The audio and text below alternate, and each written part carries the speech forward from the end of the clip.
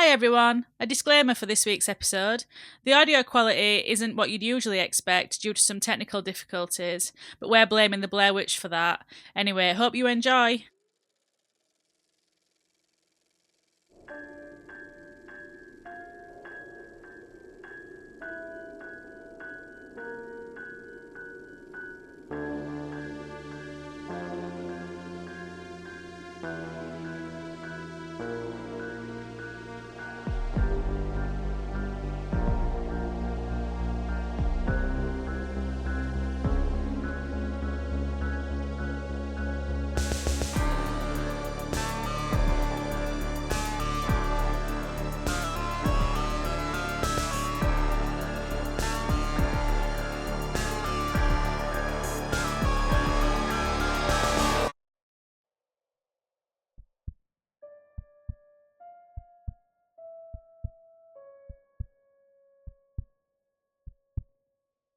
Welcome, listeners, to another episode of the Monstrous Flesh podcast, where we explore the evolution and role of women and non-binary people in horror, as well as familiar tropes of the genre through a feminist lens. I'm Clelia, one of your podcast hosts. And I'm Meg, the other host of the podcast. And in this series, we are turning our attention to witches and the portrayal of witchcraft in horror cinema around the world. And in each episode, we dissect one film we feel fits the bill particularly well. And today, we're venturing into the dense, haunted woods of Burkittsville, Maryland, to discuss a film that revolutionized the horror genre and left an indelible mark on pop culture. Talking, of course, of the Blair Witch Project. If anyone out there hasn't seen or heard of the Blair Witch Project, shall we start with a little synopsis? Okay, well, if you haven't seen or heard of it, what have you been doing? But on the off chance you don't know what it's about, 3 students decide to enter the deep dark woods of Maryland, hunting the legend of the Blair Witch. What starts out as a routine camping trip soon takes a dark turn when they lose their map and their way out. As tensions rise within the group, paranoia and fear overtake them. But are their fears justified? Are they? Are they? Oh. Amazing. Yes. When did you first see the film? What did you think of it at the time? I think, what year did it come out? Why have I not got that written 1999. down? 1999. So I might have seen it, even though I shouldn't have seen it when it first came out. I definitely saw it when I was probably younger than the intended audience. Mm-hmm. And really, really loved it. Which is actually really... So I would say that Blair Witch is, as you said, like, it's a formative film of the genre. And I saw it at like that formative age. But I hate found footage films.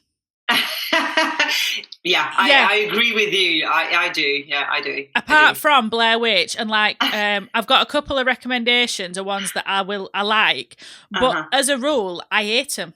I don't want to watch them. So I don't know, but Blair Witch, for some reason, is different.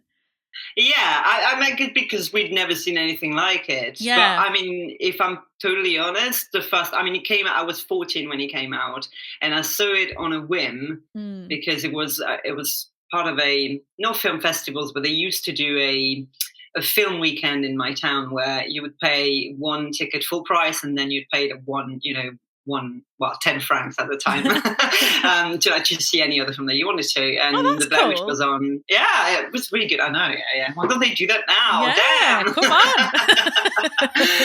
on. And so, went to see it on a whim. And I really hated it.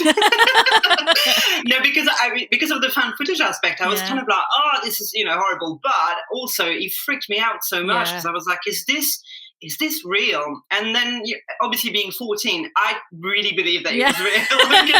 Why would they lie to you? Like, why would they lie to us? And obviously the website was out at the same time. And I remember, I just remember having access to this because one of my rich friend had access to the internet, and we found the website and honestly, truly, got caught up in the whole thing and really believed. So for years, I didn't want to rewatch it because I was like, this is fucking scary. Yeah. This has really happened. Yeah. No, I'd not watched it for years, and then I watched it quite recently. Before, and then I watched it again for us to talk about it, and every time I've watched it I've become even more impressed by it as a film. Like I think I've had like thoughts about it that I will discuss, that I'd never had before. So I think every time you watch it, there's so much in it. There's so much, and I think, I mean, we'll talk about like the marketing aspect to it and stuff. And I think even that, you know, even to have done that was so different to what everybody else were doing, and it's such a creative way to like promote a film. Oh my god, amazing. And it just, I mean, it reminds you a little bit, I suppose it's like when we talked about Evil Dead Rise, like they did some really cool marketing stuff with like little cheese graters and really had fun with it. And I think it's something that's being lost, that like fun marketing side of it, and it's a shame really, because it does get you into it, doesn't it? I think the hunger of those, you know, filmmakers who've never really done anything before as well, and to, I mean, it's so, like I said, it's the same for me. I mean, I've watched it very few times, and I've watched it obviously to do that podcast, and researching into it and getting, you know, down the rabbit hole, really researching, you know, the every aspect of the film, the marketing, but also it's so ripe with, I mean, the folklore, fake lore that they, you know, they created around the film. It's so rich. I mean, it's incredible. And now, the first thing, when we decided to record that episode, the first thing I had to do is to be like, does the website still exist? Like, is it still online? And thankfully, like through Web Archive, I managed to find it, and it was amazing. Like immediately, I was like, you've been plunged back into that time, and although it seems incredible that, you know, that people really bought into it, you know, when you put it back into, you know, the time capsule that it is, it's like, of course, nothing like this had ever been done. So when people say, oh, it's one of the most remarkable marketing campaign, you know, around a film, like, I think there's no question of it. It is the most incredible, like, inventive, creative marketing campaign around a film, around a horror film that's ever been done. Absolutely, yeah, I totally agree. And I think that's part of the reason why it endures as well, as a film that people still talk about and are still excited about, because of all that, because of that depth of, I mean, I'll not get on the soapbox of the not yet, on the state of cinema, but I do think that we've sort of going through this cycle, and I'm hoping like we're seeing like a turn away from it, but very easy, cheap to produce films, that there's got to be another sequel every year, that there's got to be another installment, another thing. And so because it's so frenetic, there's no time for that to grow. There's no time to develop all this backstory and fake lore and you know, make a website. There's no time for that. And it's such a shame, because it does, they're things that keep you talking about films and keep you watching films and coming back to it. And like, and also makes you realize how much, you know, film can influence pop culture. I mean, as you said, it's so enduring because of all these different aspects. I mean, it did fall into, afterwards, I mean, when he was bought by a distribution company, he fell into the trappings. I mean, obviously they, you know, and we'll talk quickly about the sequels. And obviously it's a very opportune time that we didn't know when we decided to record this podcast, but it's been announced that they're remaking Blair Witch, which by Blumhouse remaking it, which is absolutely fucking ironic, because Jason Blum worked for Miramax at the time the film came out, and he passed on it. Like, he was, you know, and he passed on it, and then went on to make the Paranormal Activity series, which is, you know, I've got feelings about this. Me as well. Me too.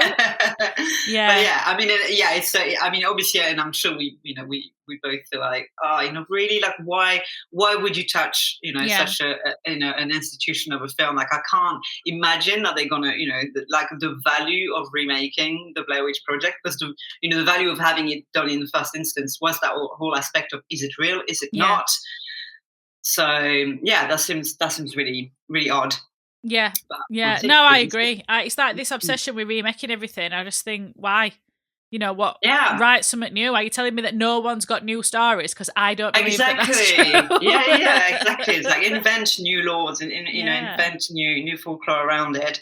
I mean, it's kind of it's also interesting, you know, digging into it, realizing, you know, how it's a double-edged sword as well, because it was, you know, obviously amazing for the filmmakers and the people the three people involved in the film, but obviously they went through a lot of shit, and I think especially Heather Donahue ended up changing her name and quitting acting completely, and she got much of the vitriol for this film. I mean, I didn't realize it was I think it won the Razzie Award for Worst Film, Worst Actress, which, we're watching it now, it's so much, they're incredible, and they improv the whole thing. Yeah. The three actors made the film. That's what I mean, the fact that it's all, so I looked at it for this, that, they would leave them like notes in cans and they'd have to follow a map and go to a different place, and they really...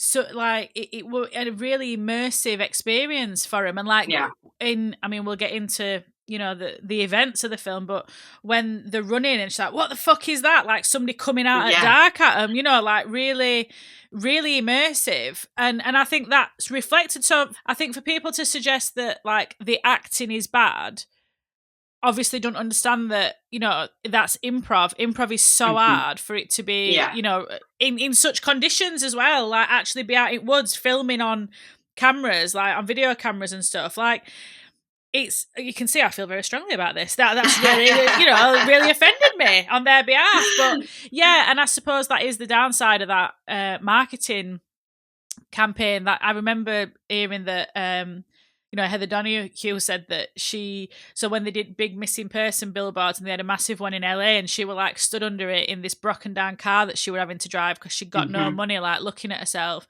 and a family phoning up and going, what's happening, and because they used the real names as well, and I think as much as it were a really cool campaign, like the exploitative nature of it on the people actually in film, I think needs to be acknowledged. And like you said, for Heather Donahue to have been on receiving end of all that, because obviously only visible woman in this production, right.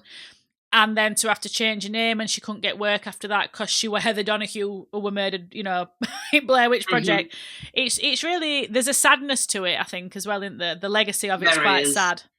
I heard that she I had an interview around the time that the film came out, and she jokingly said that she was the most famous poor person in America. Yeah. And the production company found her and were like, you can't say shit like this. Like, you can't say it. And she was like, well, it's true though. Why not? And how incredible is it? Now, apparently when the film broke $100 million, each member of the cast was sent a fruit basket. That's it. Yeah. Right? I mean, I know they're taking legal, having heard that they remaking that Blumhouse is, remaking the film now. Apparently, they're taking legal action about getting retribution, basically for everything, which is amazing. I think everybody, I hope the industry stands behind those actors, because they really deserve. Absolutely, they deserve so much more than this. Yeah, and that's the thing, isn't it? That you see that quite often in film, that the people who are making money are not the people making the art, and it's a big problem. And that's not just horror, that's just filmmaking generally. And they had such low costs on that film. I mean, I can't remember. I did see figures, and I can't remember them now off the top of my head. But hang on. I got a figure that is amazing, because I think he broke it's in the Guinness Book of Record for budget to box office. Yeah. Never. Basically, for every $1 spent, the film made $10,931. And they didn't see any of it. That they returned one of the camera. Like that, the film with both camera, and they returned one of them and made the money back on them, and the other one broke. The cinematographer fixed it and sold it on eBay for $10,000. Isn't that amazing? Yeah, but that's what I mean. So they made so much money on it, but the people who actually made the film where it is didn't see any of that, and it is really shitty. And it needs calling out, and it needs to be, publicly acknowledged that that's what happened. And good for them. I hope they get every penny they deserve. Absolutely, definitely, yeah. So that people can continue making films like this. Absolutely. Yeah. So shall we enter the woods? Well, first thing, I got so excited seeing hacks and films. That was my first Absolutely. So that was production company that they set up, and obviously everyone who's ever met me or Clelia for more than 30 seconds knows that we love Haxon. But I just think that iconic, you know, a year later their footage was found. Like that text, it's so iconic, isn't it? You know, and that's why it's inspired. I was thinking about like when they do it in one of scary movies, they do it like, you know, with snot and everything. And that's what happens. You know, I think that is a great, when things start to move into parody and satire and you know, I mean, obviously they made numerous porn films inspired by the Blair Witch as well, which is how you know you've made it, when they're making pornos. Yeah, exactly. But you know, like that shows what an influence you're having on the culture, doesn't it, when it goes into that sort of satire and comedy. Absolutely. So everyone's heard a year later their footage was found. Other people have used it, you know, since. But so I think it sets it up really well in opening scenes, actually. They really do that show don't tell. Exactly, yeah. And it's just so efficient, and obviously there's no music, there's no soundtrack. It's, you know, just like that, you know, white writing on that black background and you're straight into it, which is like, okay. Here we go. And then, so we see, you know, there's like an article about Coffin Rock, so we're starting to get an idea about where they're going, and then we understand really quickly that like Mike's just a new addition. They don't really know him, they're not friends, so you're already thinking, oh, well, that's a strange dynamic then, because you don't know this guy at all and you're going into woods with him for like 3 days. Yeah, I did really appreciate that, though. I think it set up the relationship dynamics really well, that, you know, Heather clearly, you know, has a history with Josh. She trusts him. The fact that, you know, she trusts him to bring along another guy. You know, there's that whole thing at the moment, you know, would you rather be lost in the forest with a bear or, you know, a man? Bear, team bear. And if you go, there is this wild theory actually about, Blair Witch, that, you know, people say, you know, actually you could read it as Josh and Mike took Heather to the woods to kill her. Yeah. so yeah. It could be, you know. Yeah. I mean, not as, you know, shame about all the folklore around it. But. Well, but in fact, I was going to make this point later, actually, but I may as well make it off back, because it was one thing I'd never thought about until this time watching it, which is that it is never clear. It could be that Josh and Mike have took her to woods and they've basically terrorised her and then they've murdered her. It could be the Blair Witch, or it could be local people. Yes. So definitely. you never know, and I've not really thought about it through that sort of lens till I watched it this time, and I was thinking, like, as a folk horror, obviously there's implication at supernatural, but everything that happens to them could also be, you know, people stalking them through woods and trying to scare them, you know, all these things, like when we see you know, the Blair Witch, like stickmen. Yeah, that could be, you know. Absolutely, it could be like a gang of, you know, people trying to terrorize. I mean, they do make that point in the film, right? Saying this is like some deliverance shit. Like this. Like, I'd rather deal with the Blair Witch than this. Yeah, me too.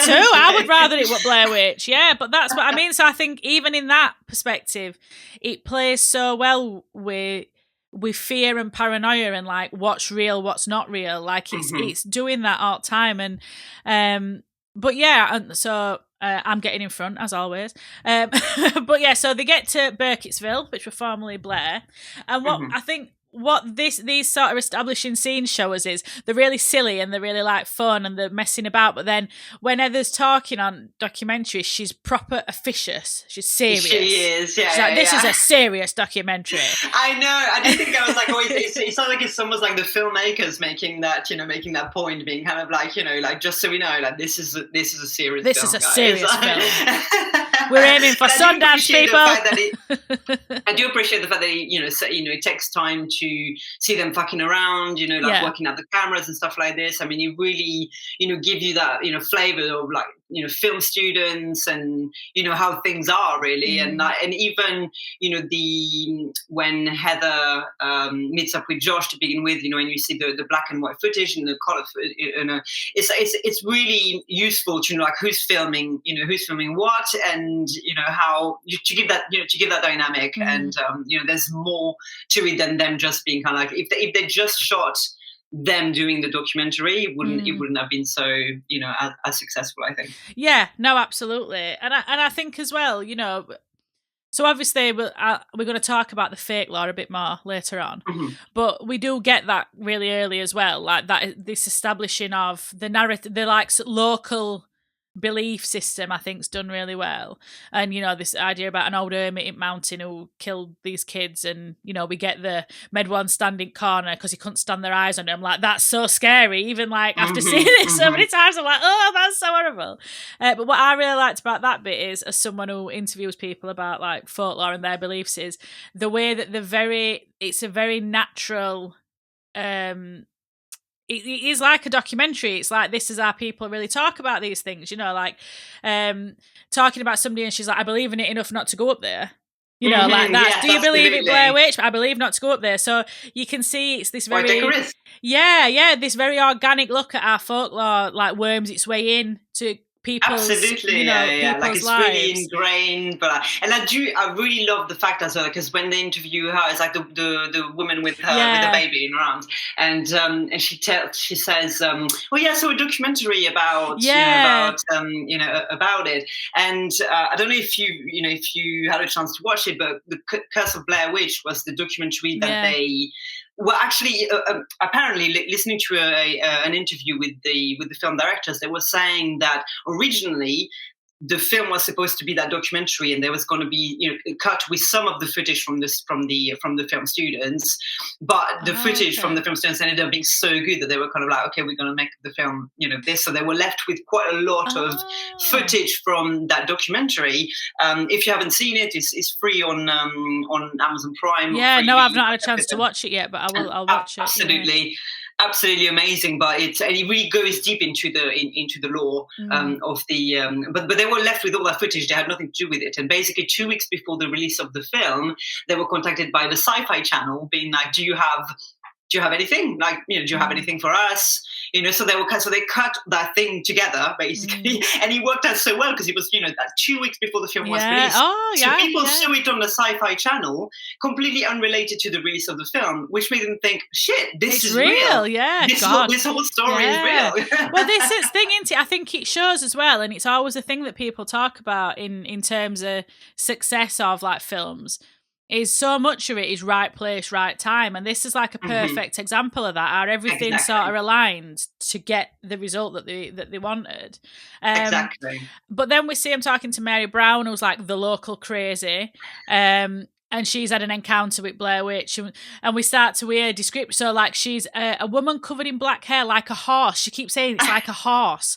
And we had shawl on her shoulders, but she didn't speak. She was staring at her. And her face was strange looking. That's what she says. So they're like, we're starting to get an idea about what this Blair Witch figure looks like. But what I think is interesting about that encounter, and it shows whether it intends to or not, although I think it were probably intentional, is the way that people, when they're making documentaries about not just this, but anything, like if you ain't got respect for your subject, that's really shit. Like they're like talking over her, so Heather's interrupting her all the time when she's talking.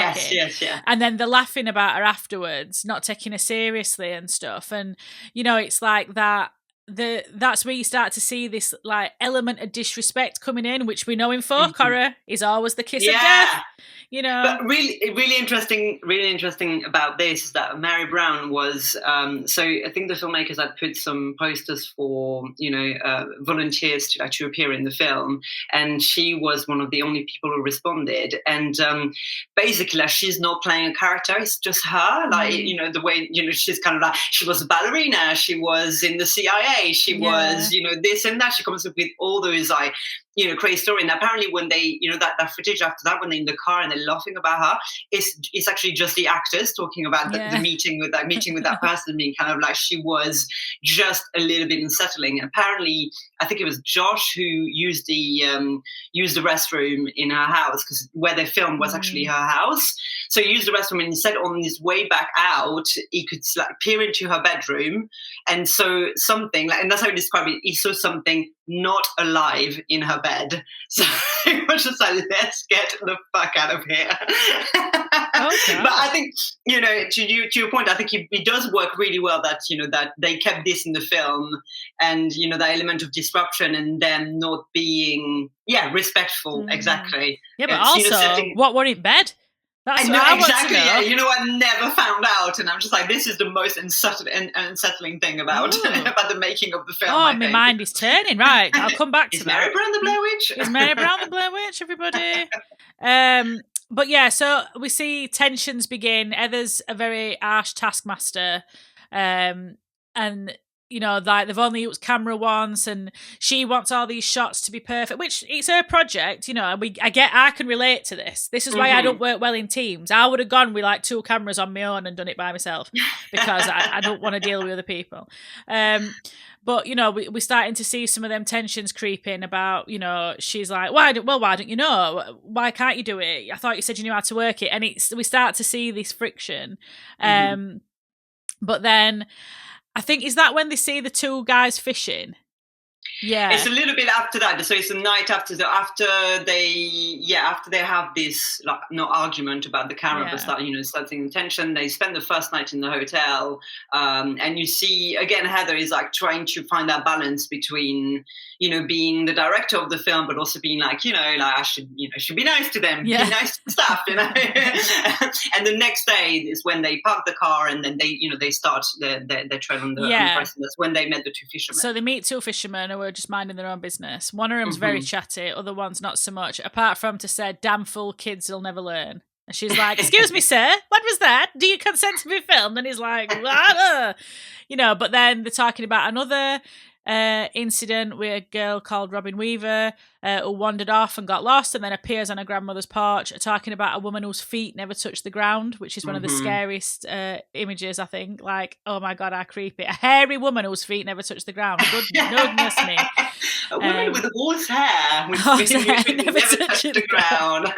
And like a grey vapour. So it's tying it very much into the landscape, because then he's talking about this grey vapour that comes off water, and he's like, area's been haunted by that woman for years. You know, that woman, she's very much part of the local culture that people know about.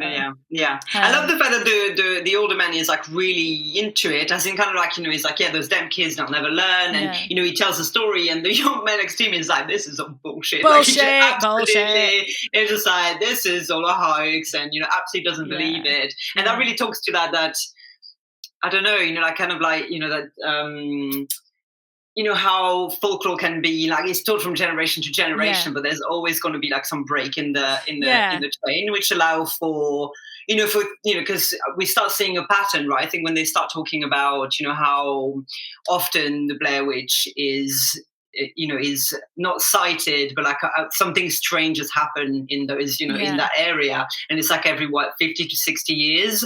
But I think the fact that, you know, then you have a generation who's kind of like, fuck it, that's, you know, that's all a hoax, that allows it for things to proliferate, right? Yeah, absolutely. Yeah, so it really, it's interesting again, because they built like everything, you know, you've just said, that's what you see.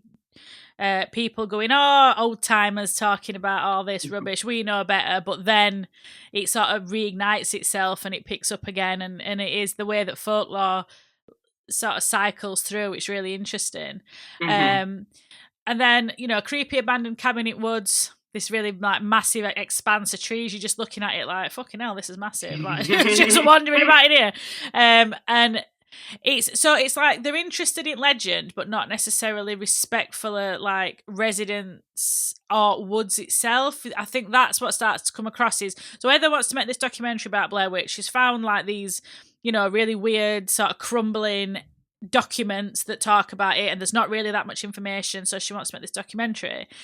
But she's not necessarily respectful of people's experiences who live there, and also they're just very much like, oh yeah, we'll just go and, you know, we'll just hike through these woods, and like she keeps going like there's nowhere undiscovered in America, and I'm like, what about like Appalachia? Exactly, yeah. You know, you looked at that map. Are you mad? Have you seen Yellow Jackets? Obviously not, because, you know. But you know, it's like there's woods, they're massive, and the you know, dense and all these things. It's like there's no, again, a very folk horror trope, there's no respect for the land, like for the environment. The arrogance of the urbanite. That's exactly what we're dealing with. But they get to Coffin Rock, and Heather tells this gory story about a group of men who were found together, all like tortured. And hold on, I made some notes. Obviously, I did. Yes, each man's intestines torn out, faces covered in indecipherable writing. Ooh, all right. But upon return, the bodies were gone. And so that's the mystery of Coffin Rock, which is pretty gross, to be honest with you. So that's all explored in a lot of details in the documentary in Curse of Blair Witch, and this apparently. So, and the book that she's reading is I can't remember what the book is actually called. The Blair Witch Cult. That's it. Which is apparently a rare book, and is dismissed by most people as fiction. But as we will find out, is it fact or is it fiction? Is it like accurate description of what actually happened? So so they go to Coffin Rock. They're doing all the business. Then it's raining. They can't light a fire. They end up just in tent. Everybody they're fighting. Still in high spirits. They're still at this point. They're still it's still in high spirits. Apart from my problem straight away. I don't want to be in rain. I don't want to be cold, and I don't want to be trapped in basically a vacuum bag with somebody farting. Yeah. So this is like my worst. Bring on the Blair Witch if I were in that situation. Kill me now. And take him first. Take him first. Take the farter first. That is such bad manners. So we hear that, but then we start to get an idea that something's spooky. They've heard cackling at night, heard noises. Woods are noisy anyway. At first I was like, well, woods aren't silent at any point. There's always who is it? Is it I think it's is it Mike or Josh? I can't remember who says he heard cackling, and one of them said, if I'd heard cackling, I would have shit my pants. Yeah. And I was like, I'm right there with you. But it looks so creepy as well, because they've had to hang all the wet clothes up, so they're all hung up on all branches, and it just looks awful. I'm like, it's so creepy, isn't it? But then Heather knew where she was going, but did she? That's another thing that comes back again and again, is, again, they play with that really well, because she's like going, I know where it is, it's this way, we've got to go this way. And then it's never where they're supposed to go. But then again, you go, well, is that the Blair Witch? Is that supernatural? Or is she just shit at maps? Absolutely, yeah, because she said, because I think Josh asks her, they look at the map and he's like, where did we start on the map? Where is the car? And she said, it's off the map because I knew where we were going up to that point. He has he gets really annoyed, and I'm kind of like, I fucking get you, man, because you look. I'm sorry, I'm shit with map for starters. I can't read a map. I would be kind of like, this is not how can you read a map of a. How can you read a map of a forest? There aren't really any. Yeah. You're not going to be like, we by that tree. They're not even following the trail. They got off the trail because she was so convinced they knew where they're going. So Heather is starting to piss me off a little bit already. Yeah, but also I just had this thought then. Why didn't they just why didn't they just rip a t-shirt up and start tying it to trees? Or something. Have they never read Hansel and Gretel? Do they not know, when you're lost, you leave a trail for yourself? As you've already pointed out, I think they have very little understanding and respect for folklore. Yeah, yeah, absolutely. But then this tension keeps coming up again, because they're like, you don't know where we're going, and she's like, I do know where we're going. She's so stubborn. Do you know where we're going? I know. She'll not admit they're lost, and Mike's getting annoyed, and he's like, I was told this were a scouted project, and it were 3 days, and we knew where we were going, and you don't know where we're going. Mike, literally. Poor Mike's like, what the fuck? I don't know you. You're not my friend. But then you're like, is this the start then of something supernatural, or is it hubris on Heather's part, or is it the Blair Witch? What's going on?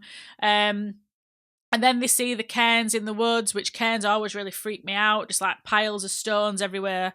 And I'm like, ooh, every time I see them, they freak me. I don't know, they make me feel weird. Definitely. And did you think there's 7 piles, and I think the first time I didn't pick up on it until this time watching it, and I was like, oh shit, 7 for the same amount of boys that were murdered by Rustin Parr. Yeah, well, that's it. I was like, 7. Oh, that's creepy. 1 for each dead kid. Oh, because and also 7 in terms of the magic number. But doesn't she say we're going to graveyard and then they're there? So is that meant to be graveyard? I weren't really sure about that. So that's where. But so anyway, we don't really know. Again, the confusing folklore of the Blair Witch. But we see these 7 things, and then she knocks one over, which is like the worst thing you can possibly do. Yeah, I think. I think it's Josh who knocks one over. Not her. Is it Josh? I think I've got They Disturb one, Bad Omen. That would be no. Yes, exactly. And for me, I think it's, I did wonder in terms of the, we're going to talk about, the fact that, the forest becomes this liminal space. Yeah. But I did wonder if, like, is this the point where, the Blair Witch is like, you motherfuckers. Oh, you fucking with me. Are you fucking with me? I'm going to fuck with you. In my woods, I don't think. Exactly. Well, yeah, but it isn't. Disturbing my rock. Yeah, how fucking dare you? It's really like sinister energy though, isn't it? There's like a basket of twigs out and all these stones upon a tree and then all these piles, and it's like, it's really, really sinister. But I think, again, like when we were talking about how iconic this film is and how influential, how many times since then, I mean, I'm not saying they invented this imagery, but like how many times since then have we seen that in in films that like creepy twig structures and things, and in folk horror film especially, which is really interesting for again that your folklore. It's really, really interesting. But so they've seen this graveyard. Obviously, this could be the turning point. We're not sure. Could be the start of the sinister supernatural element. But they're sleeping and they hear something crawling around outside and these like twigs snapping and they're like, who's there? And you think, I'm already freaked out. How people sleep in tents? I don't know. Like somebody could just, as we've seen in various slashers, someone could just stab through that tent. Exactly, yeah. That's hardly a security blanket. But it's interesting really that their mind goes to, like locals fucking with them, which, in one hand, I'm kind of like, yes, of course you try to rationalize it. If it was me, straight away I'd be like, well, this is the supernatural. Yeah. This is supernatural. This is Blair Witch, Look where we are. We're never going to make it out of here. Yeah, well, that's it. So, but you see that. So, like, Josh is like, oh, it's people trying to fuck with him. Mike thinks it's locals running around. But I think Mike's response would be mine, which is like, either it's people trying to fuck with us and I don't want to meet them, or it's Blair Witch and I don't want to meet her either. So either way, we're between a rock and a hard place. We get out of this forest 100%. Literally between a rock, a spooky rock, and an hard place. So he's like, let's go. They're not speaking to her. They're so angry with her about for getting them lost, and so she's very like isolated on her own. And for wanting to see where it would. So like she goes out, she's got a camera, and this becomes the recurring theme of them going, turn the camera off. Yes. And I mean, obviously they're not gonna, but no, exactly. Otherwise, the film. No, but there's a perverse quality to Heather. I find like and I kind of understand it in the sense that it's and I think it is addressed towards the later in the film that it's a filter. It's a filter, to not see, what's really happening. It's kind of like, well, if I could focus on the film, if I keep filming, then I can take myself out of it. Yeah. I'm objective. I'm the objective viewer of this. And I think Josh says to her later on in film, like, I see why you like this, because it's not real when you look through it. It's again like that liminal space, like you say. It's I can pretend everything's like perfect if I look through this camera because I'm not really seeing what's happening. And also it puts distance between her and them. So she, they're really angry with her, so she can have this sort of remove again, like objective observer, sort of stepping back from it. Yeah, don't give a shit. I'm just filming. Fuck you guys. I'm filming. But so then they're really questioning her, where are we? Like, which understandably, she still thinks they're on trail. Josh don't. Mike's like, just get us home. Josh wants map, and there's this real push and pull between the men want the map, but the woman has the map. And I do think that's part of it to a point as well. That sort of gender comes in that. I don't think it's necessarily like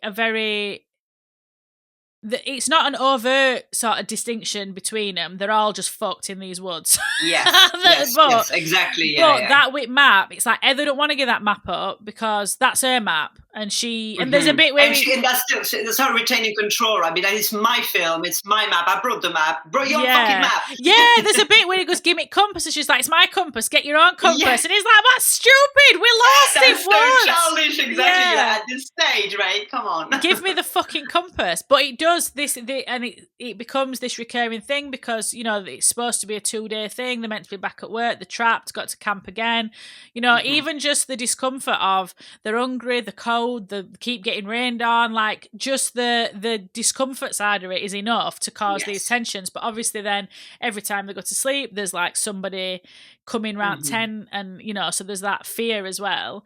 And so we see that again that night, branches all snapping.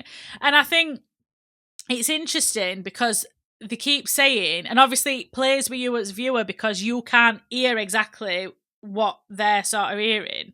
It's quite distorted. And like Heather's saying, it's all around us though. It's all around us at once. How can it be? And they're disagreeing and saying, "Oh, it's deer. It's just deer moving through. It's not like..." But again, it could be that there's a group of people in woods. Yes. Or it could be supernatural. So, which either way, either scenario is absolutely terrifying. Horrifying. Absolutely horrifying. I read that the filmmakers and the crew would like turn up, but they wouldn't let them know when they would do it. But basically, they would be around the tent with like massive boombox and like playing those, noises of like children laughing, and, like branches cracking and stuff. And I was like, do you think like, because they were walking all day, being rained on, as you say, being absolutely tired. They fed them less and less as the film progressed as well. Okay. So like you just think, I'm tired. Like, why did I sign up for this? What am I doing? Is this film crew actually going to murder us in the middle of the movie? They must have. Is this just like a really elaborate snuff film? Exactly, it's a snuff film, that's it. But yeah, so they're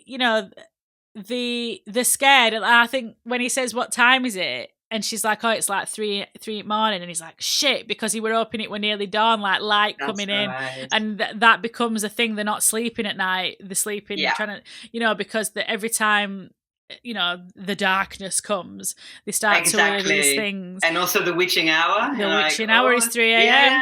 Yeah. So, I'd not even picked up on that. Yeah, so 3 a.m. is the witching hour. The time I always wake up, because I'm a witch. There we go. People have said it. That's confirmation. So, yeah, I think then we start to see a bit more direct. So we've heard the cracking and everything, but like after that night, then they wake up and there's a pile of rocks outside, one for each of them. There's like 3 perfectly spaced cairns, one for each person. So frightening. So fucking terrifying. Yeah, exactly. And again, I would say, whether it's supernatural or someone fucking with them, you just like, I don't feel safe. I don't feel safe. I am frightened. I don't know what's happening. Please, someone find us. And then they need to get back to the car. This again. Like, we've got to get back today. I've got work. Josh at one point is like, "If I don't come home today, my girlfriend's going to know. They'll send someone to find us." That never happens. Nobody ever comes looking for him.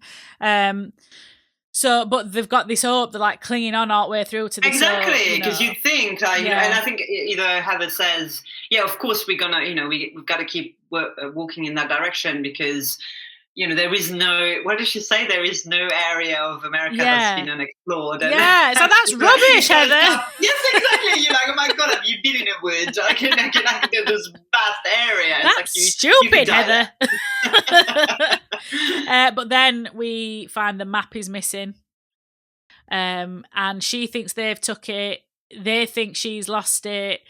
She always has map, and then she's like, "I gave it to you yesterday to look at." And he's like, "I get it back to you. Is it in your pocket?" And she's like, it's such a weird little moment there where she's kind of like, "You guys taking it like as a joke?" You're like, I think we are past the point of making jokes. We all want to get home. But that's it, and I think as well, even though, because a woman, I did think at one point, a woman on her own in woods with 2 men. One of them she knows, one of them she don't. Like, that is such a risky dynamic. Yeah. And I think, although that's never really talked about in film, I think when she starts going, "Is it a joke? Have you took it? You too?" to mess with me. Yeah. Are you going up on me, basically? You start to see a bit of that sort of fear. Like, is that what you're doing? Have you two decided that, the fear that all women would have in that situation? Absolutely. Yeah. And no, they don't know where it is. And then they're like hysterical, which obviously is what would happen because you're sleep deprived, you're starving, you're frightened. Mm-hmm. But they're just hysterical, like, but rationalising it at the same time. Someone's going to look for us. But then we see Mike, like, really, really just hysterical. He's quite serious all the way through, and then he's just lost it. And they're laughing. She's annoyed because her feet are wet, and they're laughing, and they're like, your feet are wet. She's like, I don't think it's fucking funny. And then Mike's like, I kicked Map into creek, and it just straight away, it just drops tension. I know that moment is just like when it's kind of like because they get to a point where they can they're all having a bit of a laugh about okay, we lost, our feet are wet, this is shit, but let's rally together. And he's like, by the way, guys, I kicked that fucking Map into the creek. Fucked us. And then for a few seconds they're like, hang on, what? Like, you did what? Yeah, but then all of that tension and all of that violence really comes out. Heather's screaming, she's screaming at him. Josh is like trying to kick his head off his neck, and they're just very if we die out here, it's your fucking fault. Like, finally articulating these fears that like we might not get out of here, we're really lost, and we're running out of food, we're running out of everything. Again, so as a little side note for this, because obviously as we know, pretty much the whole family is in prom, and Mike said that he thought they knew because when he kicked them up in the creek, he said it was being filmed. Like, he thought thought that they realized that it saw him do that. So the whole thing of them be like, where the map, he was playing along, being kind of like, they're fucking around with me because they can see that I've done that because they've asked me, the crew has asked me to do that. So I think he makes it even more. I did wonder, like, the actors themselves were like, were you fucking what? What the fuck is this twist? This is crazy. Yeah, and it really does feel like everything's out of control, and you don't know. Again, he's hysterical. Why has he done that? Why is he really, is it him? Is it Blair Witch? Who is he? What's his motivation? Yes, exactly. What possessed him to do that? Is he kind of like lost all hope? That map is of no use because, let's face it, really is of no use. Yeah, we're lost.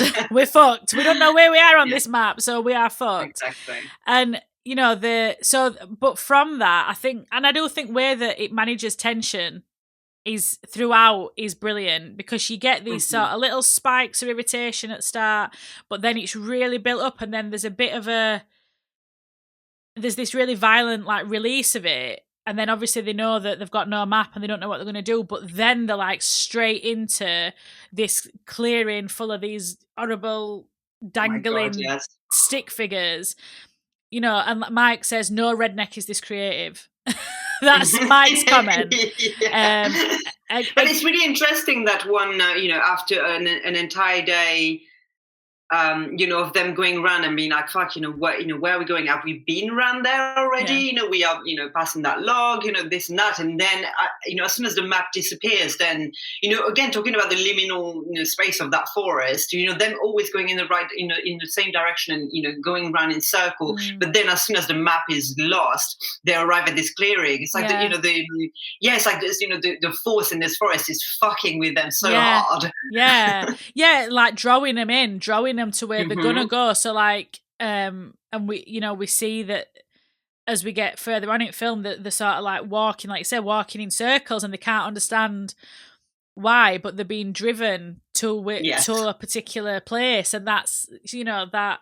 And again, is that supernatural? Is it just by nature of the fact that they've just been walking and walking, they've got so far away from where they intended to be? Yeah, it could be either way, because it could be, are they, obviously they're tired, they, they're scared, and so, you kind of think you're completely losing the plot of like where you're going. So it could be that they're arriving organically at those places, or it could be that, those places appear at will, at the Blair Witch will, when she wants them to arrive at this point. It's just, I mean, when you talk about it as a liminal space, I mean, like the usual laws, and that's, I suppose, a thing that happens a lot in folk horror, but like, the usual laws don't apply. Doesn't apply. Yes, Social, exactly. It's like it's almost like it's when you think of a map and the map of the forest, and the way that a map unfolds, it's almost like the forest is like this. There's different levels of it, and it's like as their subconscious is crumbling, as their mind is crumbling, it's almost like the forest is opening, like opening in a different way. Yeah. Oh, chills. So we see all the spooky figures, and then again, like, Heather can't stop taping. She's like, I can't stop. They ask her to. Mike's spiraling. He's like screaming, help us, the just desperation at this point.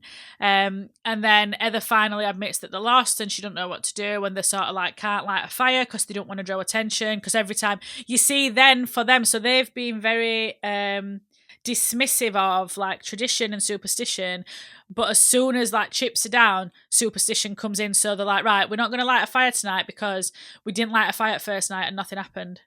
Yes, and every night since we've lit a fire and something's happened. So if we just don't do that tonight, everything's going to be fine. So you see them falling back on the thing that exactly against the like, let's strip the rational, off it, and like let's try and play with the rules of this forest. Yeah, and I just think way that they're managing that tension and that uneasy is just brilliant. I mean, like we've said, it could be like Deliverance or Wicker Man, or it could be Blair Witch, and we just never either know. way. Either way, we're not coming out of here, and it's. But yeah, either way, we fucked.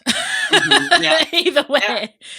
But this is when it really is ramping up. Like, I don't think it's slow burn, because I think stuff starts to happen quite quick, but there's definitely, you sort of see that escalation, but like you were saying, in line with their like subconscious, like as they're fragmenting, as they're like breaking down, everything else is ramping up.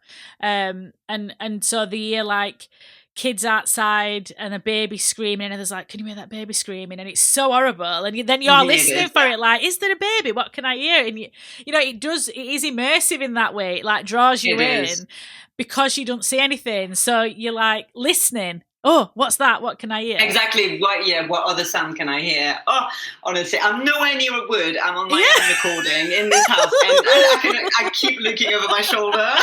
It's just ridiculous. But so they're hearing this screaming, and basically they all just take off running out at tent in dark, because something starts hitting tent, doesn't it? It's like yeah. And that's when we get, holy shit, what the fuck is that? She obviously sees summer. We don't see it. We don't know. We don't see it, which works so well. Yeah. So again, like that, they were supposed to catch us on camera, but because they were like panicking and running, they didn't catch us on camera. But I think it's so much better. I think it's better. Ruined it for me. I think it would have ruined it. Because you don't see. And again, then at that point you go, well, are they seeing things, or are they just so sleep deprived and like, hysterical that they're imagining things? But then when they wait together, they're all like huddled together in woods till sun comes up, and then they'll go back. So when they go back, they see that all of Josh's stuff's been thrown around. Like, he's been marked. It's like slime all over everything. He's been slimed. He's been slimed. And she's really not respecting that they don't want to be filmed. And then Mike actually like attacks her, but then what I think is interesting about it in terms of that dynamic is every time one of them like shouts at other one or that, they always apologise. Like straight away, it's like, I'm really sorry, I shouldn't have done that. They're very respectful of each other, even as exactly. Even in wrong. That complete, desperate situation, and like they always, one of them always talk the other one down as well. That you're just like, we've got to stick together. Yeah. Even though like in that moment, I'm Mike. I'd be like, Mike. I'd have knocked it out of her hand. Yeah, I'd have probably clocked her out head with it. Be like, Heather, for God's sake, get yourself together. We've got to get out of here. That's when he says about your like video camera, because it's like filtered reality. And then Josh is losing it. And again, she's like going to film him, and Mike's like, don't film him when he's crying. And I'm like, come on, Heather. Come on, Heather. Yeah. No, she doesn't have much ethic as a as a she's not a very. But then my note is no fags, no food, no water, no way out. Yeah. That's where they're like, we ain't got any fags, no food left, there's no water. It's dark. It's dark. Oh my God. And it's like coming back and it's worse every night, and this fear's growing, and they know that they're being like toyed with, but they don't know by who or what. So, you know. And I don't know about you, but like I feel like we lose like track, because even as the audience, we lose track of time. Because at this stage in the film, I'm like, how many nights has it been? You know, because the whole. Like I said, like you know, yes, it's a slow burn, but it's not really, because everything happens so fast. Yeah. And you know, by this stage, I'm like, I don't know how many nights they spend in the forest. Yeah, you don't know. Is it a week? Yeah. Is it 2 days? Exactly. Have they been there for 3 days? It's like you don't. How long have they been eating? You know, they haven't eaten in days. Yeah, you just don't know. You just don't see. You look again like liminality. You lose time. You've lost. Yes. So they've got some sense of time in terms that obviously, you know, it's been night and then it's been morning, and they've like tracked the nights, but in the days, like they're walking like 15 hours a day, lose it, but just, you know, there's like not getting anywhere. So this is when we see the back where they started from. They've been circling this log for like days. Yeah. And it's mostly, what I liked about this actually is that for most of film, we only hear Heather's voice, we don't see her. And it's like a real distortion of that male gaze, because we see Josh and Mike through her eyes. We don't see her through theirs. She's the That's very true. Yeah, and I thought that were to make her the camera, to make her the person owning camera. So we hear her talking, but we don't see her. It's very much focused on these two men and her seeing these two men. I thought that were a really interesting way to do it. Yeah, that's super interesting. I didn't necessarily think about it, but like you're right. Everything is through her eyes, and also her voice is a constant in the film. There's no yes, exactly. She's not being the object of the of the film. Yeah, and she's not one breaking down either. They are. She's not breaking down on camera. Which is what, again, there is this, you know, that it's almost like she is. You know, I mean, you know, this theory of, you know, them bringing her to the wood to, you know, to kill her. But there's also, I think there is also an argument for being like, or did she? Did she bring them to, massively fucking with them, being kind of like, I don't know, we started off the map, I knew where we were going. She loses them, maybe on purpose, you know, it's just reveling in everything that's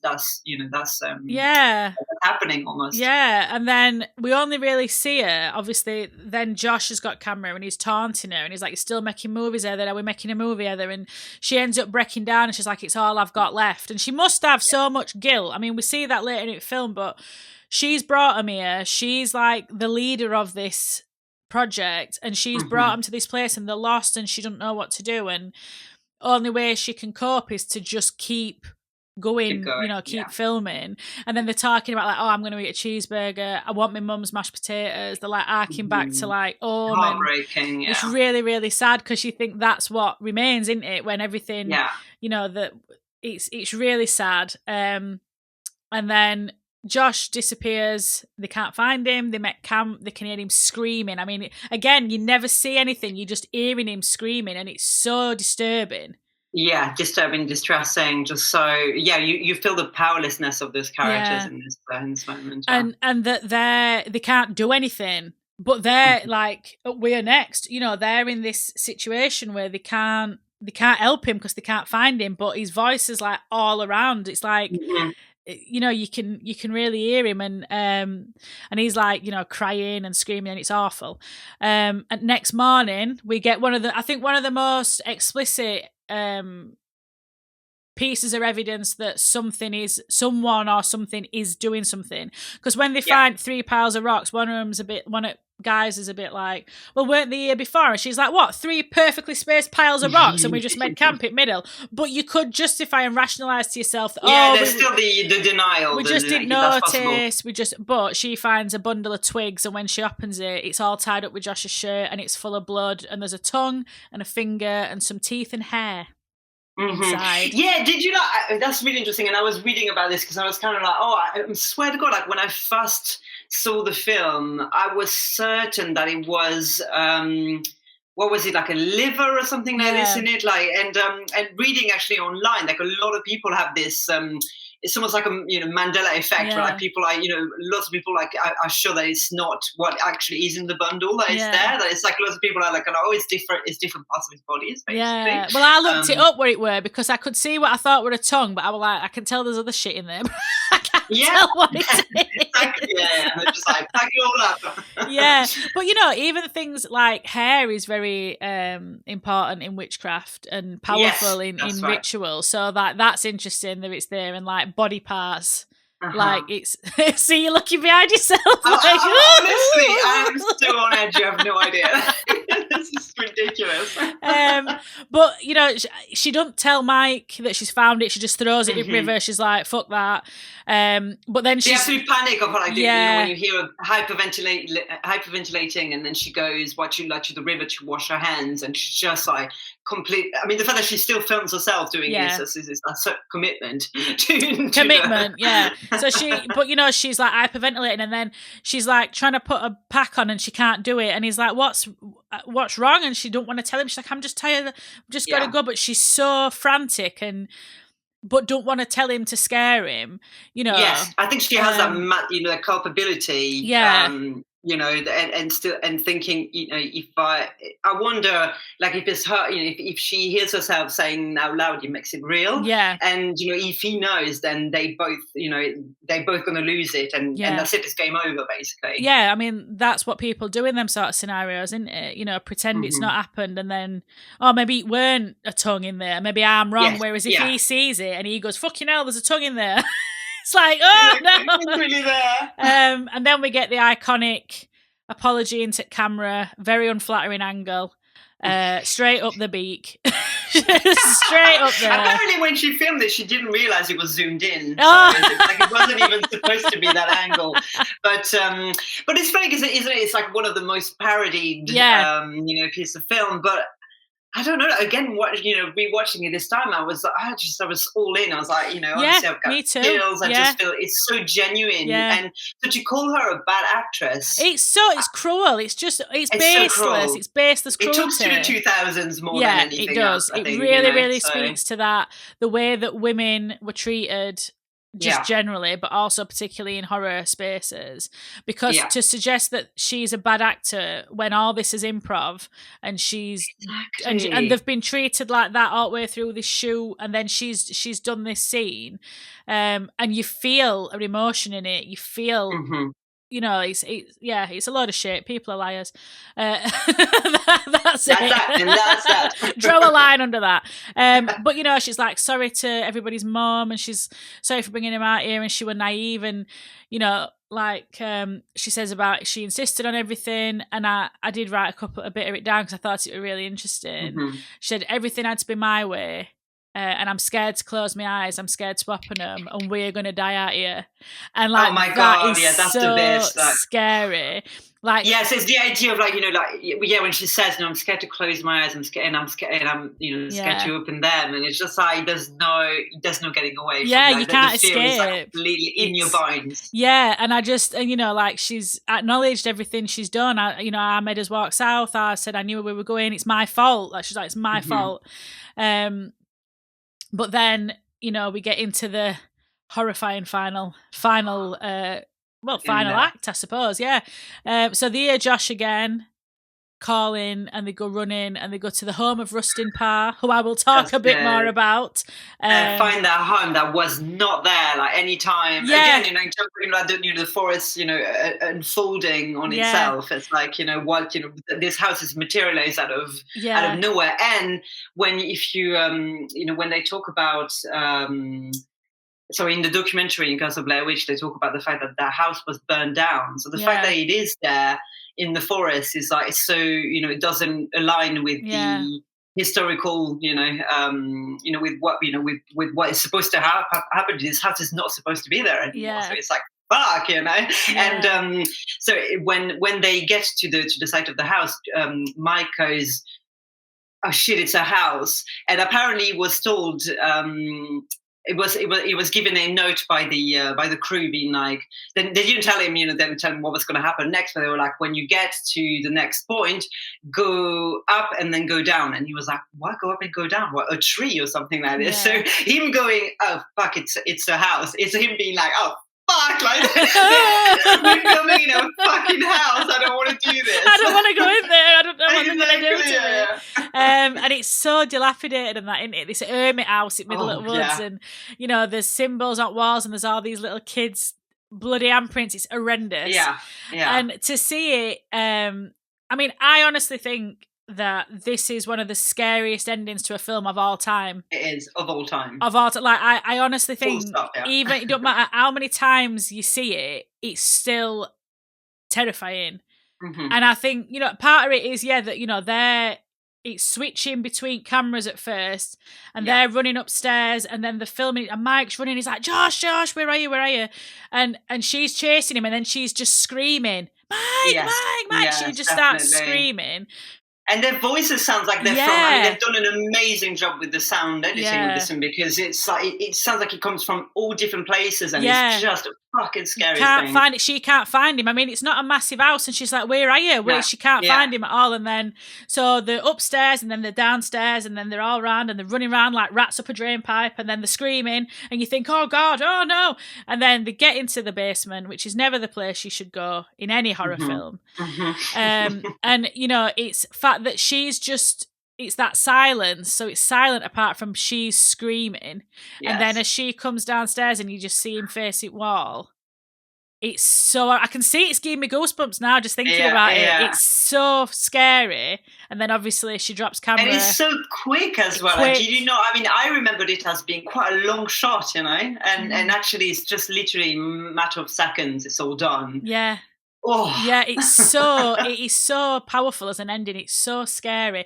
First time I watched it, the recent rewatch, I think I had to shut my eyes. I was like nearly hyperventilating, even though I knew because I'd seen it before. And then this time I didn't have to as much, but I was still like... Definitely, yeah. Even if you're prepared, you're not prepared.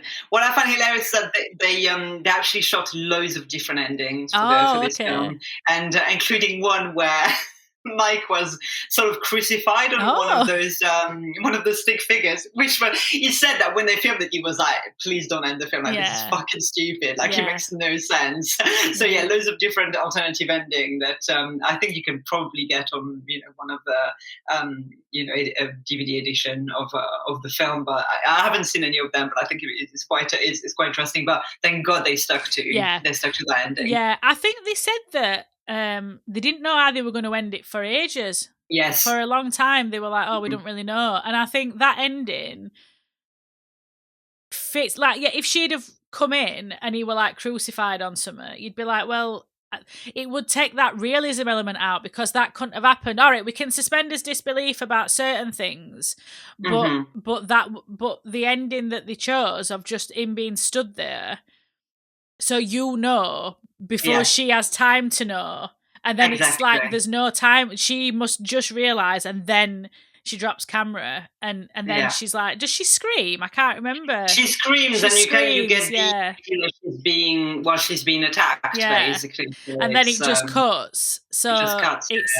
it's so, but that to me is a brilliant example of restraint in filmmaking that makes things so much scarier. Because if she'd have like spun round with camera and we'd have seen whoever's behind her, it would have took that fear out exactly. Because what's so great about it is the not knowing, right? It's like it's just your mind fills the blank in the most terrifying way. It's just like there's no way of knowing what it is. I mean, it could be that she's, as she just sort of fell down, as she just collapsed. You don't know. And so I think that does that in a way that makes it really, really scary. I don't think, I think anybody, I know there'll be people, because there's always people, isn't there, who are like, oh, it didn't scare me. All right, well, brilliant. But I don't think there's anybody who could, fine, all right, brilliant. Who could say that it's not an impactful ending, even if you think it's not scary, because it's so sparse that there's no way to hide with it, and there's no way for you to hide either, and there's no real release of that fear because you don't see what happens, so you've got all this fear and then it just finishes and then you're like, exactly. I think the people who will say I don't find it scary need to reevaluate the nature of fear, like what does it mean to be scared? And I think if this film takes you out of it because of the nature of found footage and stuff, I can sort of understand that, but the core of the story, there's no way that you don't find this scenario absolutely fucking terrifying. Otherwise, let's put you in the middle of the forest and see what happens. Well, that's the thing, isn't it? It's like, it's scary because everything that happens to them could happen to anybody if they were stupid enough to go into the woods. So you feel like, well, yeah, I mean, people still get lost every day. People disappear, don't they? People go. This is why I don't know why people just journey off into the outdoors. Just exactly, yeah. These fools, these foolish people, no respect for the land. But I think as an ending, it's perfect, and it is the scariest, definitely one of the scariest endings I've ever seen in a film. I can't even think of one off the top of my head. I was trying to when I was doing my notes, one that I find scarier than that, and I can't really think of one. I'm sure that there's things that would still, thinking about films that I've seen, but that to me is such a terrifying idea. I think one of a close second for me, but completely influenced by the Blair Witch, and it's a found footage. We're saying I don't like found footage film, but Wreck is and the ending of this is kind of like, but completely different register, because you get you see something at the end, but yeah, I think that for me that would be kind of like on the same. I mean, the thing, anything in the dark, anyway, anything that ends in the dark like this is. Yes. Well, are we ready to go into folklore / fake lore corner this week? Mm-hmm. So, we, as I'm sure anybody who's listening to this can already tell, me and Clelia are very into the fake lore approach. And so what I did do is I went through and found the entire fake lore. If you would like to hear it, I have it all. Absolutely, please. And what I've also done is tied in the things that inspired it, the sort of real life things that inspired it. So I think it does this really brilliant job of building this like really complex narrative that this team are trying to investigate, and like we've talked about, our residents are sort of feeding that and the way that it's developed. But the legend of the Blair Witch, it describes the killings and disappearances of some residents in Blair, which obviously was a made-up place, in Maryland from the 18th to the 20th centuries. And so residents blame these occurrences on the ghost of Ellie Kedward, and we hear about Ellie Kedward in the film, who were a Blair resident accused of practicing witchcraft in 1785, or was sentenced to death by exposure after several children claimed that she had attempted to lure them into her home to drink their blood. So it's like a vampire witch at this point. Or to drain, sorry. We don't know what she was going to do. It could have been like the baby soup in The Witch. the baby paste. There's also an argument that actually was just, her trying to, if they were ill or something like this, there was quite a common cure, wasn't it, to draw blood? Yeah, so, they're going back either to way, it. they were like, she's a witch. She's a witch. She wants his blood. She's stealing his blood. So over the next 2 years, half at town's children, including all of Kedward's accusers, vanished.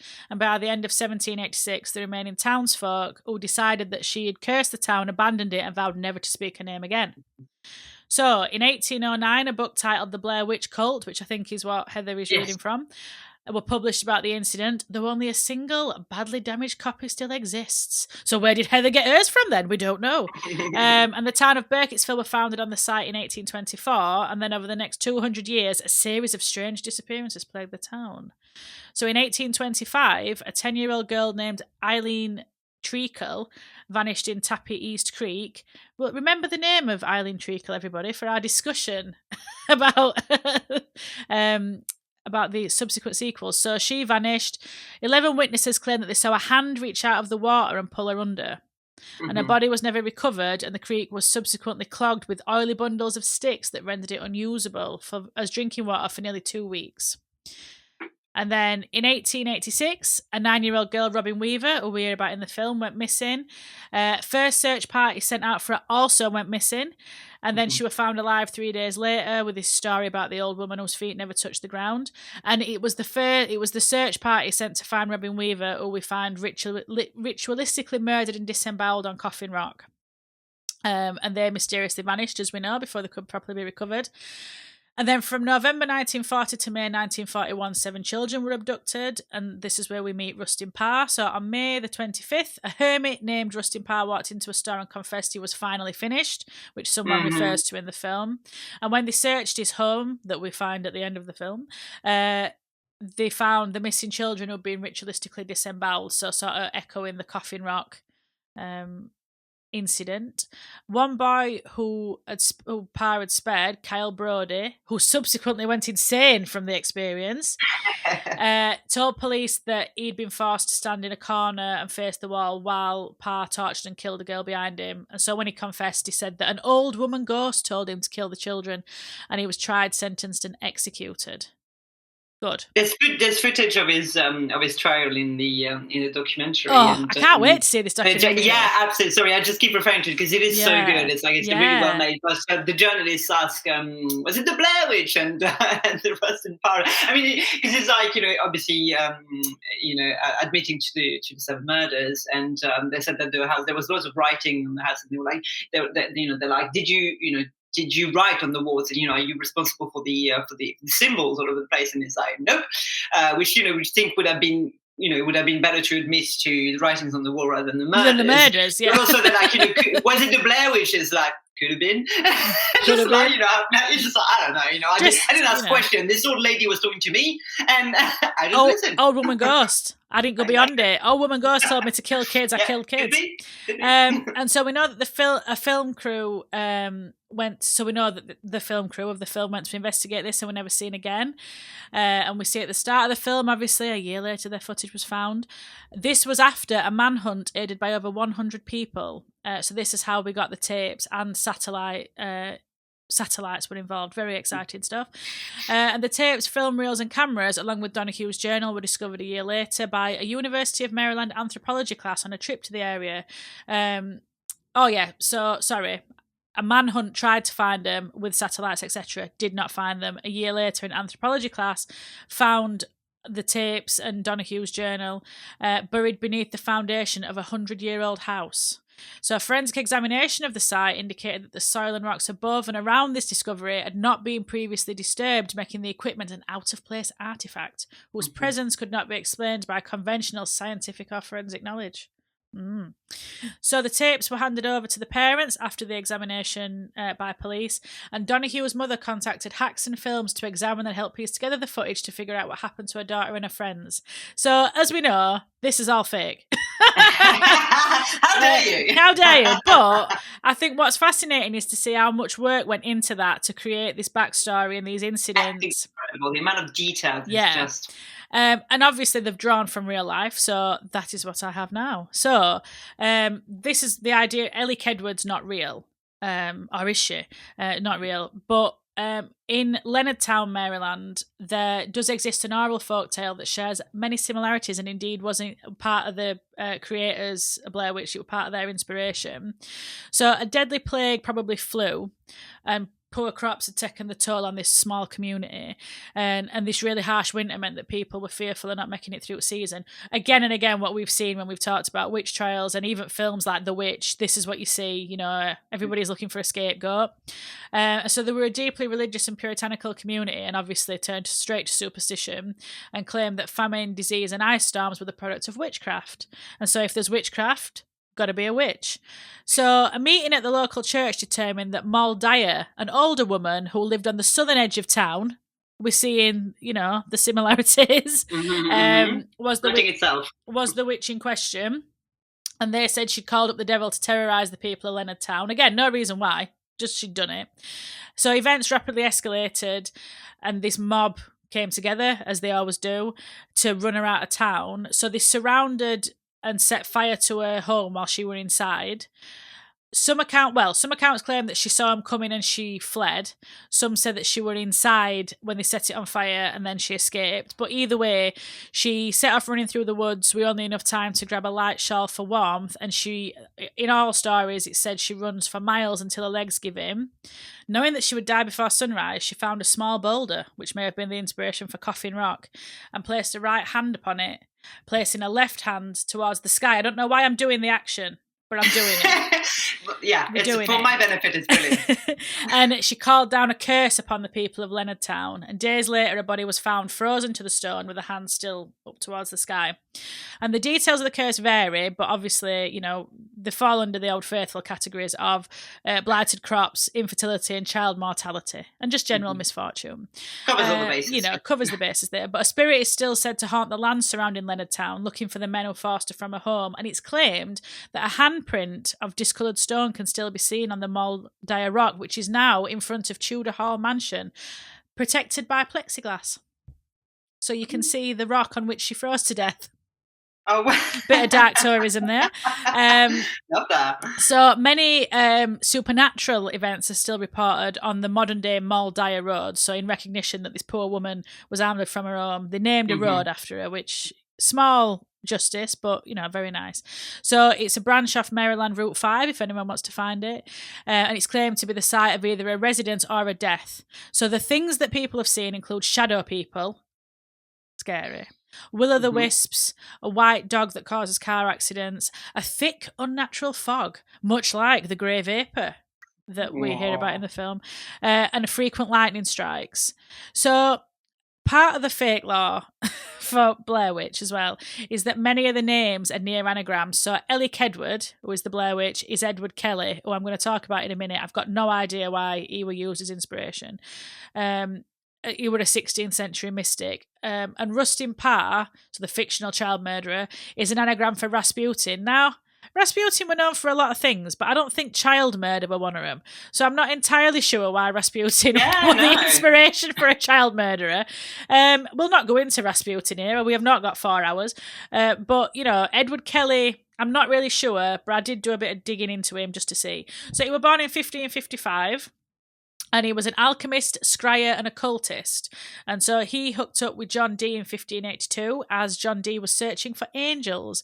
And John Dee was also an alchemist and occultist, mathematician, astronomer, astrologer, butcher, baker, candlestick maker, basically, for Elizabeth I. So he was very heavily involved in the court of Elizabeth I, doing all these occult things. The Elizabethans, much like the Victorians, loved the occult. The pair were involved in necromancy and wife swapping. I don't know if both at the same time, but apparently an angel came and said, a request of angels, you understand, so they had to do it, that they had to engage in the wife swapping. So they did. Well, if they ask politely, why not? And I don't really see the link, but there we are. So Edward Kelly was the anagram for Ellie Kedward. So we've seen that fake lore were intrinsic to popularity and success of the Blair Witch, but what is fake lore? And this might be something people want to start thinking about, perhaps. Absolutely. For a future project, maybe. We can't say too much. But fake lore is an example of manufactured folklore. So it's a literary story, normally from one author, that's presented as traditional, but in fact is not. So, for instance, like Blair Witch, also Candyman, is a good example. You know, how do you feel about that label? Because I brought it up a few times when I did the course on folklore, and people reacted really, you know, people were like, "Oh, it's, you know, it sounds really negative." But I was like, "Well, it's an interesting." It's an interesting take on it, and also it's interesting to call, you know, fake, you know, to make a distinction between fake lore and folklore, right? Well, I do have thoughts on that, and I had got some thoughts on that, because I think, I mean, we have touched on fake lore already in this podcast, in terms of not only the film fake lore, but when we've talked about how there were this really revisionist history of paganism that people did, where they were like arcing back to these halcyon days of times gone by, and it's not true. So that would be an example of fake lore as well. And folklore is generally much younger than we might think. There's a lot of revision and revisionist history according to political motivation, social motivation. A lot of revision occurs in folklore. The point of it is it's like an evolving thing. So for me, I do have an issue with the term fake lore. I think fake lore is appropriate for stuff like Blair Witch and Candyman, where it's very clearly a story that has been made up for the purpose of a film. But for instance, like in my research, so I do a lot of research into cryptids because I love cryptids, and so people would say that cryptids are fake lore because of how recent the folklore is. So, for example, Loch Ness Monster originates in 1930s, Bigfoot from 1950s, and then like Chupacabra from 90s. So they would say that's fake lore because it don't come from hundreds of years before. But that don't make sense to me as a folklore. No, that's a really weird distinction. Yeah. Because they are still folklore, because the stories that are shared by many people and they're not created for marketing purposes. Although, tourism's linked to them. People go and try and see Bigfoot and everything. But they didn't start out as a marketing campaign for No, exactly. And also if we assume, if we go from the viewpoint that folklore is steeped in culture, and obviously we make culture is ever evolving. Absolutely. So the folklore is ever evolving with the culture. So therefore, it's like why is there a point where folklore ceases to become folklore and becomes fake lore? That's it. I think that's my thing with it as well, and I think it's just probably the general snobbishness that a lot of researchers have. I would say because I don't think that folklore has to be incredibly old to be folklore. I mean, we've talked about like urban legends. I don't necessarily think that urban legends should be separate from folklore. They are a part of folklore. Precisely, yeah. But again, it's that like urbanization that's put them into urban context, but that don't mean it's not still folklore. It's just contemporary folklore. And so I think to suggest that that's all fake lore, to me, that's not what fake lore is. Fake lore is something that has been deliberately created, like Blair Witch, agreed, for something else, whereas stories that are more recent, if people believe that they exist and it's not just one person doing a story and pretending it's from a lot of people, well then it's folklore. It don't matter. Exactly. Because there's so much regionality in folklore, and I remember we talked about it in groups, and people were like, any village or community you come from, they'll have their own stories and pockets of urban legends, stuff like this. But that is, to me, that is all folklore. It's all folklore. It's all part of that cultural tapestry, and that's what folklore is. And just because folklore, I'm trying not to get really boring down a rabbit hole about this because obviously I'm very passionate about it. But, obviously because folklore, a lot of the time the stories that we think about folklore originated before people had film and TV and other ways to tell stories, and it were a very oral tradition. That don't mean that folklore still got a massive purpose today. It's still got like a massive cultural significance. So I think to suggest that that's all fake now because it's contemporary is really... to me, it seems to go against the very nature of what examining folklore is, which is about like exactly, and the very purpose of folklore. Absolutely. So and depriving ourselves to reach cultural tapestry, as you refer to it. So I did have some examples of folklore that loosely relate to the Blair Witch. The one at the end doesn't relate, but it's my favourite, so I've just shoehorned it in. Okay. So across America, there are stories of crybaby bridges, with 2 reported in Maryland itself. And so these are so often linked to satanic churches and also the Goat Man. I will get into the Goat Man. So these bridges are associated with urban legends and ghost stories that feature the sound of a baby crying. And these are often linked to tragic backstories like accidents and infanticide. And given the state of reproductive health care in the US, I think we're probably going to see a resurgence of crybaby bridges, unfortunately, because typically what we see is that a woman either drops or throws a baby or children off a bridge. That's generally the story. So again, so much of when we tie back into where that women are demonized in folklore and where that women are, othered in these stories. So women, even though we know that fathers are much more likely to harm the children. Anyway, again, we're not getting into that, but real. But the idea that a woman's lobbed a baby off a bridge, It's also sometimes it's reported that it's the baby, the ghost of the baby that you hear crying, but sometimes it's reported that it's the mother that you hear crying because she throws herself off the bridge due to guilt. So it reminded me, I can never say it, La Llorona, that sort of story. You know, guilt, mother's guilt, we hear her weeping. But again, that's interesting that how that tracks across cultures, same intent, different story, and that's what absolutely. I think is so interesting about folklore. So Crybaby Bridges, spooky, sad. Now on to the Goat Man, slightly more ridiculous. So we find the Goat Man in Prince George's County, Maryland again. He's said to resemble a fawn. So a goat man hybrid. Oh, it's a sexy goat man. Sexy goat man, little fawn hopping about. But he is said to be responsible for canine deaths and lives in the woods, much like the Blair Witch.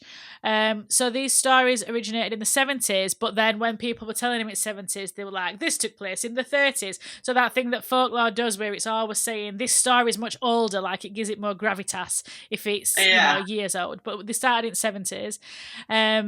So this cryptid, also like the Blair Witch, has a human face, but is covered in hair. Horse hair, goat hair, who knows? And he resembles a fawn, a human face, and he's covered in hair. Yeah. Oh, okay. Interesting. But I'm thinking it's almost like a reverse chupacabra. Yeah, a little bit like a reverse. Yeah, absolutely. Yeah, like a reverse chupacabra. So I love chupacabra. We need to find. I'm sure there's a film. There is. One's come out. There are so many. Yeah. So I think we should have a cryptid season. I think that would be really good. If people want that, let us know. So he's said to live in a makeshift shelter near an abandoned trailer park, venturing out to kill animals and sometimes humans. So I think again, that idea about living in this near an abandoned trailer park, it like ties it all into that like urban decay. You know, it's really interesting.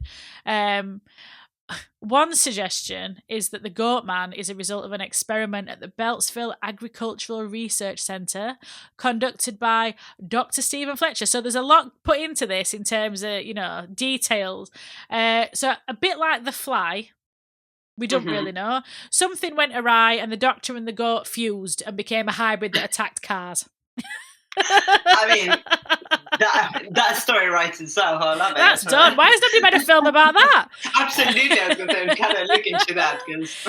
But also, again, sort of linking to Blair Witch, it is suggested that the Goat Man was an old hermit who lived in the woods and could be seen walking the streets at night along Fletchertown Road, and it is suggested that the creature targets local lovers' lanes to attack the couples. You know, I love a lovers' lane urban legend. So that's Goat Man. So finally, in Maryland, there is the Snallygaster, an incredible name. Amazing name. The only reason I wanted to talk about it, to be honest. So this is a bird-reptile hybrid with a metallic beak lined with razor-sharp teeth and sometimes the tentacles of an octopus. Oh, quite a hybrid. Quite a hybrid. And it's said to swoop down from the sky to pick up and carry away its victims, sucking their blood. Love it. Love that for him. So 7 pointed stars are said to repel it, and you can still see these painted on barns in the area to deter the Snallygaster. So folklore actually begins in the 18th century, and it was reignited in the 19th century as a means of terrifying those who had been enslaved and then had been, well, I don't even want to say freed because I don't even know. You know what I mean? So it rears its head again in the 1900s as well, in tandem with folklore about the Jersey Devil. So the Snallygaster appears in the Blair Witch video game as a sort of boss level to fight. So you fight the Snallygaster. Now, I've got my excuse because it links to the Jersey Devil, so now I get to talk about my favourite cryptid of all time, which is the Jersey Devil. So, people may have heard of it. It lives in the Pine Barrens in South Jersey. Anyone who's ever seen Sopranos knows where the Pine Barrens are. And it's described as a flying biped with hooves, but there are many reported sightings that also feature leathery wings, a horse or goat-like head. Some say it looks like a kangaroo. It's got small arms and clawed hands, cloven hooves and a forked tail, and it is said to emit a blood-curdling scream. You can see why I like it. So The legend of the Jersey Devil comes from the fact that it was a woman called Mother Lee's 13th child. So legend has it that when she found out she was pregnant again, she cursed the child and said it'd be the devil. Can relate. Number 13. And she gave birth on a stormy night in 1735, and the child was born initially normally, but then quickly transformed into the winged beast I have just described. And at that point, it beat everyone in the room with its tail and then took off screaming up the chimney.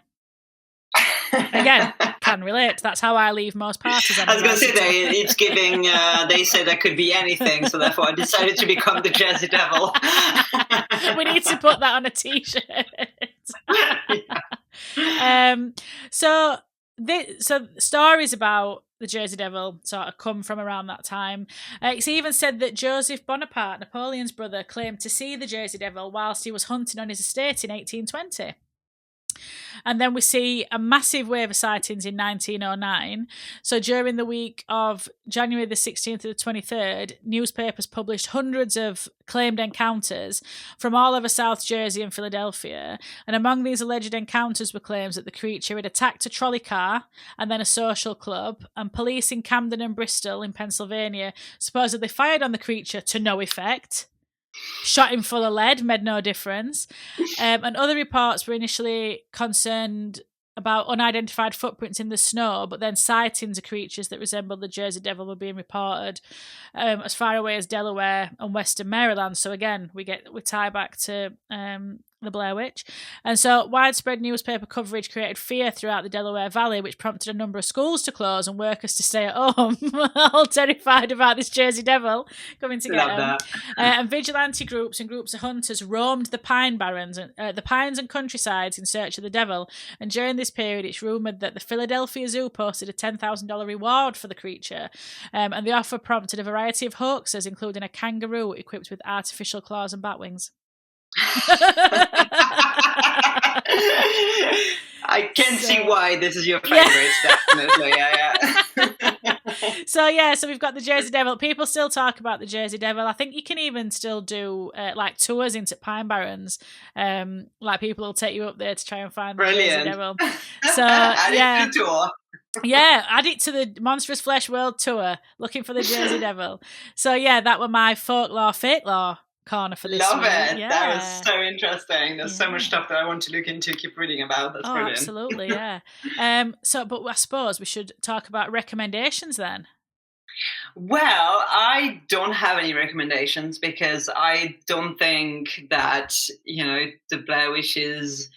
I think it's just the peak, and I'm totally lying. I ran out of time, and I didn't.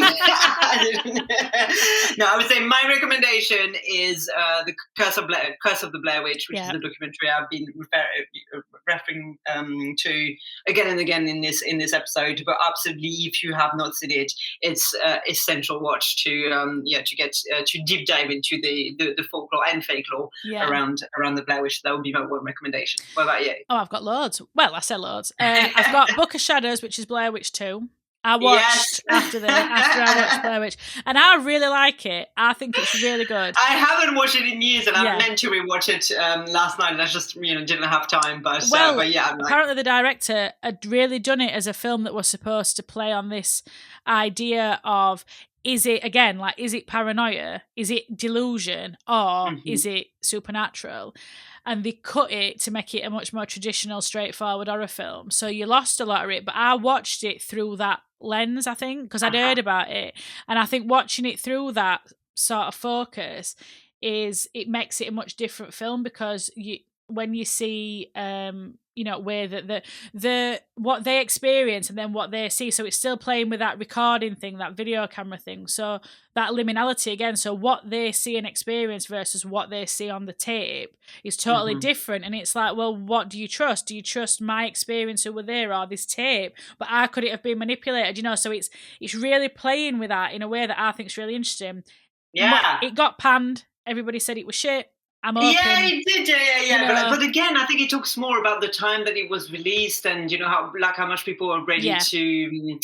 But I find it way more interesting because they did another one in 2016 as well, didn't they? Yeah, I've not seen that one. Which, yeah, I haven't seen this one either, but I remember the second one and being, seeing it at the time and being like, yeah, it's rubbish. But like, I'd love to rewatch it now because I really liked it. I'd like to know what you think through when the you get lens a that you've chance. just, through the lens that you just described. I think it would be a really interesting film to revisit. Certainly. Yeah, I mean, so that would be my recommendation. I think as well, there's a really good line in it so obviously they've commercialized Blair Witch, and so one of women in it says, "Oh, more capitalism based on fear." And I thought about what we've talked about how the witch has been commodified as this capitalist figure, and that really ties into that. And then Rec, we've talked about Rec. I've only seen the original. It's Spanish, I think, isn't it? Yes, it is. Yeah, I've not seen it for a few years, but I really liked it, even though I don't like found footage or zombie films, and yet. And yet here we are. I've got a Fear Street trilogy because I think that ties in with that idea about folklore and impact in a community. The Descent I put in. Yes. Not found footage, but is that like shit we lost? I think I've only seen it once. I'm claustrophobic anyway. So for me, it was just like hell on earth because it's one that I'd like to rewatch, but I'm also really, I think I'm still traumatized from the first time. That is my worst nightmare, that film. Yeah. That is absolutely my worst nightmare. And like the bits, I mean, I know that they had to build it. It's not real. But again, that liminality is interesting. It's not real because they couldn't get insurance to film it like underground. But the shots of it where they're like squeaking through, like, it makes me sick. It makes me sick. I watched it and I was like hyperventilating. So if you like that sort of thing, even without the horror element, I find it a horrible film to be trapped. I mean, at least it would. You're outside. Like trapped underground. Gives me shivers. I've also got Paranormal Activity. So I've only seen the first one, but I thought it were quite good. But I've not seen all the rest because I refuse to buy into these, like, unless it's child's play. I know about Jason Blum now, I'm like, fuck you, Jason Blum. Fuck you, Jason Fuck Paranormal Activity.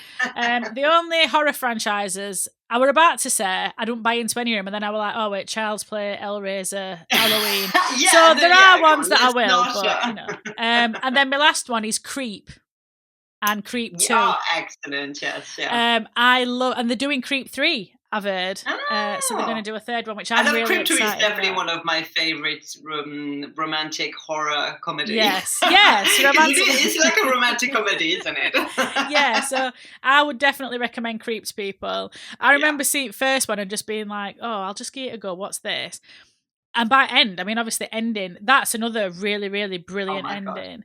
And I was just watching this, like, this is incredible. Again, that managing tension and subject versus object when you're the director, you're filming. Like, I think there's something really interesting about that maybe I'll have to explore. I'm going off on a tangent now. I'll save these thoughts. But yeah, that I would definitely recommend Creep and Creep 2. I thought were brilliant. So yeah, they're my recommendations. Brilliant. So, from someone who doesn't like fan footage, lots of like fan footage recommendations. I'm just full of shit. Because I said the same thing as you when we started this episode. We're like, I really don't like fan footage, and then actually found ourselves being like, this was brilliant, this was brilliant. So actually, we're the problem. It's us. We're just full of shit. That's it. Exactly. But brilliant. Yeah, I'm so glad we got a chance to talk about Blair Witch. I just love it so much. Exactly. That was kind of top of our list when we decided to do this season, and which was an amazing chance to rewatch it and read all the folklore around it, and gave us some ideas and direction for possibly the next journal. So maybe perhaps announcement coming soon. Yeah, keep your eyes peeled.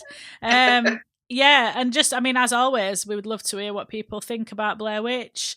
Have you got a take on it that we missed? In terms of when you watch it, what do you think? Just let us know. Let us know. I always love hearing those stories. Yeah. But we've got 2 more episodes left in this season, which I'm really excited about, and I'm kind of glad we left it towards the end of the season, but like more international view of the witch, which should be really interesting. I record 1 or 2 bonus episodes. I get the idea that we've talked a lot of other films during the season that we were like, why didn't we include that? Yeah, so perhaps there'll be a couple of bonus episodes. Exactly, yeah. So watch this space. Yeah. But thank you, everyone. Thank you.